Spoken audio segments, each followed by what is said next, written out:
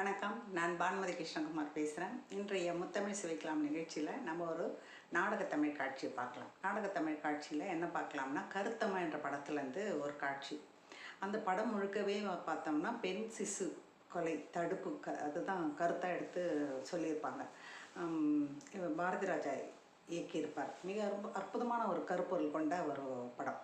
அந்த கரிசல் காட்டு பூமியில் என்னெல்லாம் நடக்குதுன்றது அது ரொம்ப இயல்பாக சொல்லிட்டு அவங்களுக்கு இயல்பாக நமக்கு பிரமிப்பாக இருக்குது. இப்படி கூட நடக்குமான்னு மலைப்பாக இருக்குது, பயமாக இருக்குது. ஆனால் அவங்க அது இயல்பாக நடக்குது. அதனால் ஒரு ஏழ்மை காரணமாக அப்படின்ற மாதிரி கூட நம்ம பார்க்க வேண்டியதாக இருக்குது. இதில் ஒரு குறிப்பாக நான் அதை பற்றி நிறைய பேசலாம். படத்தை பற்றி நிறைய பேசுகிறதுக்கு இருக்குது, நிறைய காட்சிகளை பேசலாம். குறிப்பாக ஒரு காட்சி சொல்லணுன்னா, அந்த பெரியார் தாசன் அவர் பெரிய பேராசிரியர். அவர் அந்த ஒரு கிராமத்து மனிதனாக நடித்திருப்பார். அவரோட மனைவிக்கு 3வது பெண் குழந்தை பிறக்கிறது. அப்போ அந்த குழந்தைய வேணாம், அதை கொண்டுடு, இதுவும் பொட்டப்பிள்ளை பேர் பொட்டப்பிள்ளை, அந்த பொட்டப்பிள்ளையாக பிறந்துடுச்சு, அதை கொண்டுடலாம் அப்படின்னு சொல்லி பேசும்போது, அந்த மருத்துவச்சி அந்த ஊரில் மருத்துவம் பார்க்குற அந்த அம்மாக்கிட்டே பணம் கொடுத்தா அவங்க கள்ளிப்பால் ஊற்றி கொள்கிற மாதிரி அந்த ஊரில் ஐதீகம் இருக்குது போல இருக்குது.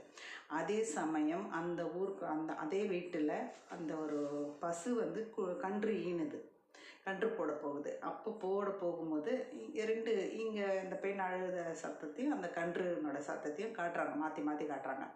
அப்போ அந்த கன்று காளை கன்று ஈனு இருக்குது, ஆண் கன்று பிறந்திருக்கு. அப்போ அது இப்போ இது காளை கண்ணா, சரி இது இந்த 50 ரூபா எவ்வளோக்கு போகும் அப்படின்னா, அந்த ஒருத்தர் வாங்குறவர் சரி இந்த 50 ரூபாய்க்கு எடுத்துன்னு போ அப்படின்னு சொல்லி வித்துறாரு பிறந்த உடனேயே. அதாவது மீதி உயிரினங்களெல்லாம் பெண் அவங்களுக்கு லாபம், ஆண் பிறந்தால் அவங்களுக்கு நட்டம். இப்போ ஒரு பெண் கன்று பிறந்தால் அது நிறைய குட்டி போடும், அவங்களுக்கு பால் கறந்து விற்கலாம், அது லாபம்.